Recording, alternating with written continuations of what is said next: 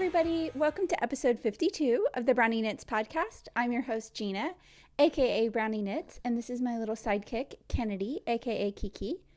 I hope you guys are doing well. It is the day before Thanksgiving here in the United States in 2016. So our house is about to turn into a little cooking central. We're responsible for the veggie dishes this year and yeast rolls. So it will smell yummy in here later today. And then we'll travel north to my in-laws. And then we always decorate our Christmas tree because I have allergies. So we always put up our artificial tree the day after Thanksgiving and decorate. And I usually wrap gifts that day and stuff because I like to have them under the tree to enjoy. But this year, there is Gilmore Girls. So I've been trying to work a little bit ahead of the game. So all the gifts are already wrapped. So once we put up the tree on Friday, I can sit and binge watch Gilmore Girls and knit on my socks. So I'm so excited for that. Yay! I've been watching old episodes to refresh my memory. Not that I haven't watched them all like 50 times already, but so yeah, that's what we've been up to here. What we'll be up to here too. But I've also been knitting quite a lot, so I thought I would pop in and say happy Thanksgiving to everybody in the US and show you some projects that I've been working on this week. So it should be a fairly short episode, but a little something to pass the time. So I think Kiki probably wants to go see what Patrick's up to since he is up and about the house today. So I shall sit her down and then get started. All right, let's talk finished knits. So I think it was around the last time I podcasted, right before maybe, I was washing all of Patrick's hand knit socks and realized he is kind of wearing through some of them, so they're going to need to be replaced soon. So I decided to whip up a couple of pairs. It's not easy to say. Whip up a couple of pairs of socks for him. And I went digging in my knitting baskets for something else and discovered that in the spring when I had designed my brownies sock recipe pattern that I had only knit one of his socks and not the matching sock. So I finished up the second sock of this one. So he's all set to go. And like I said, this is the Brownies sock recipe, which you can get on Ravelry, the Brownie Knits Etsy shop, Craftsy, Knit Picks also sells it, and the BrownieKnits.com site. So it's $1.99, and it is a cuff down pattern, and there are multiple sizes, including sizes for women and men. And there are options. It's called a recipe because you have 2 options for the cuff, 2 options for the leg, just 1 option for the heel, and it's a garter stitch short row heel, and then 2 options for the foot and 2 options for the toe. So for him, I did the largest size, the men's size, and I did option 2 for the leg. So option 2 for the leg has stockinette along the back and then has the texture on the front. And then I did option 2 for his foot, which has this ribbing to make the sock snug your foot on the bottom. And then I did the garter stitch toe, which matches the heel. And I did that in contrasting yarn because I was worried. I made this, the brown is Madelinetosh Tosh sock out of sand dune, and I was worried I wouldn't have enough of the yarn for his foot. So I'm glad I did because I have a little bit left over, but I wouldn't have had enough if I had not done the contrasting heel and toe. And the heel and toe is just the black colorway from Cascade sock, heritage sock, I think. Charcoal, I think, might be the color. It's black. It's like black. Really hard to see to knit with. But anyway, and the toe on this one, when you do this garter stitch toe, it actually comes up and then you have like your toe line is here. And that's all in the pattern. But so I was pleased with how these turned out, and they are ready to go and be on his feet Those are like perfect Thanksgiving socks. I don't know that he'll wear them tomorrow, but they'd be perfect. Little brown socks. And then I think last episode I showed that I had finished the first sock of another pair for him. And so I had already started the toe on the second one, and I finished those up as well. And he's actually worn these a couple times, so they're kind of looking like they need to be washed already. But these are out of Muststash yarn. And it is the perfect sock self-striping Mind the Jedi Obi-Wan colorway. And she just did another sale of her Star Wars colorways recently, and they were so, like, I wanted a bunch of them. I'm not like really a huge Star Wars fan. Patrick definitely is. But I really liked some of the colorways. I thought her Rey colorway was really, was it Rey? Yeah, I think it was Rey. That was pretty. Yeah. And then, so I had Patrick pick out one, and I'm hoping that she'll keep doing the colorways for sale every so often. So I did order a Chewy. No, not Chewy. Oh, goodness. Now I can't remember which one. Oh, Boba Fett. So the next pair of socks that I make for Patrick will likely be the Boba Fett out of the Muststash yarn. So yeah, and I did do a contrasting heel. I knew I would have enough yarn for the toe in the same, but I didn't want to break up the striping pattern for this because it was a special colorway. So I did, the heel yarn is actually from Lollipop Yarn, and I ordered Brown-Eyed Girl, and it came with heel and toe yarn. And I have really little feet, so it was more than enough for what I was going to need for my socks. So I went ahead and stole some yarn from that to use as the heel yarn for his Obi-Wan socks. And I think it, it doesn't match perfectly, but I think it blends in nicely. And I just did, these were toe up socks, and I did my garter stitch heel that I have in the Brownie sock recipe pattern. Yeah, so he has 2 new pairs of socks all finished and ready for him. And that's really what I've been mostly working on. I have been knitting on some of my sweaters and blankets, but those are such big projects. What is it? Hannah calls them eternity projects, I think. And I think that's a really cute name for it. So I'm not going to show those all the time. I might, if I get like some solid knitting time in on 1 or 2 of those, I'll show them next time. I'm hoping that I do get solid knitting time in on them. But I've mostly been in between Christmas gift shopping and wrapping and knitting socks and going to basketball games and watching basketball games. I've been, mostly knitting on my socks. But I did have this urge. Whenever I get like super stressed, I always want to crochet. And I didn't have any active crochet projects started. And I had pulled out my Babette blanket that I made several years ago, and it actually took me like 5 years to make that blanket. And I have it sitting downstairs on my ottoman, and I'm sharing a photo of it here so that you guys can see what it looks like. And I love it. And I was looking at it and I was thinking, I have that huge basket of leftover worsted and DK weight yarns that I have tried. Probably, if you watch the podcast, I've started and ripped it out like 5 times. It was going to be a log cabin blanket. It was going to be a different crocheted blanket. It was going to be a mitten kit. There were all kinds of things I was going to do with this, and I just was never happy with any of it. And I thought I really enjoyed making the Babette, and I really enjoy having the Babette blanket around. And wouldn't it be fun to kind of have one out of all kinds of different colors? So I grabbed all my leftover worsted and DKs, and they're almost all a merino or a merino blend. And a lot of them are Madelinetosh, a lot of them are Dream in Color Classy. There are a few other things in there. I'm not going to say definitely what they are because I don't know for sure, but Anyway, so I gathered up all my leftover ones, and let me make sure I hold it up correctly, and started making a new Babette blanket.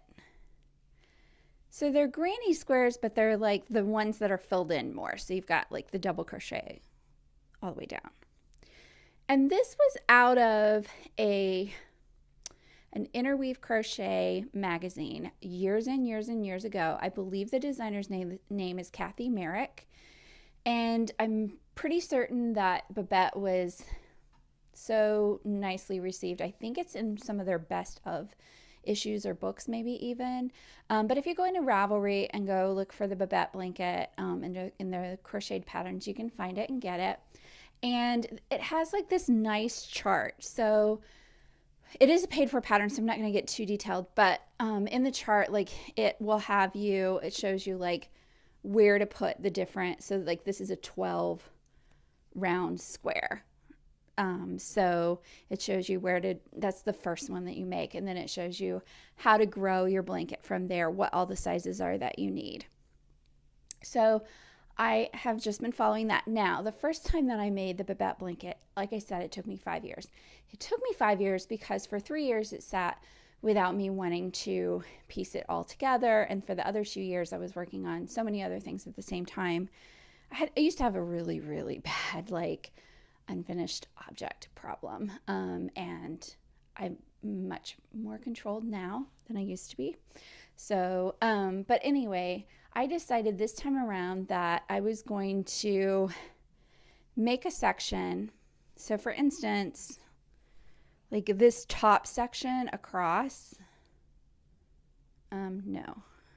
this top section across, is the, I think section 4 or 5. So I'm making the sections and putting them together and then attaching them to where they go so that my blanket actually grows as a blanket versus the last time I did it, I would make all of the number 2 rounds and all that kind of stuff. And then I laid them all out and then I had all this crocheting together to do, which is a nightmare. Now I'm crocheting them together. Some of these are crocheted together. You hold the wrong sides together or the right sides together so that the wrong sides are out. So it'd be like that. And then I'm crocheting them together either with a single crochet or a slip stitch crochet. If you do the single crochet, it gives you a ridge like that. If you do the slip stitch, it gives you like that kind of ridge. Either way you do it, you do get a little bit of a ridge on the back side, but that's okay. And I think I'm going to stick with the slip stitch because I think it is a little bit less bulky, but it's not that much of a difference. So I'm not going to go back and rip out the single ones that I did. And I just adjusted my hook to fit the yarn weight that I wanted to use. So that's really the only adjustment to the pattern that I made. And I'm pretty sure that I have enough leftover yarns in my basket to finish this up. So that's kind of a fun project to use up all my scraps and get another basket free so that maybe in the new year it can hold some new projects or some new yarns. And the Brownies recipe socks that I made and my Babette blanket that I'm making are both from Stash Yarn. So they both qualify for my 2016 Stash Down that we've been doing all year in the Brownie Knits group in Ravelry. And in my next podcast, which will be my only podcast in December, I will draw for our final winner of that from the year-long thread that we have going. So everybody that's commented in that thread is eligible, and it'll be this lovely skein of yarn from the Yarn Enabler, along with some goodies that I'll package together. So we'll draw that next time around. But that also brings up to mind, at the end of the year, or sometime in December, however you want to do it. I might, just to kick us off, I might do it at when I podcast for December. But I thought since some of us flashed our stash at the beginning of 2016, that we could take that photo and put it in the thread next to a photo of how our stash looks now at the end, so we can see the progress we've made.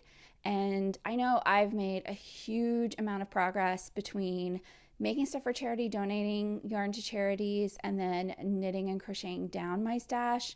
And I was pretty controlled during certain months in 2016 about not buying new stuff or knitting it up right away if I did buy new stuff. That got worse as the year went on, but that's okay. So I'm pretty happy where I am. I'm not nearly as ashamed to show my stash collection as I used to be.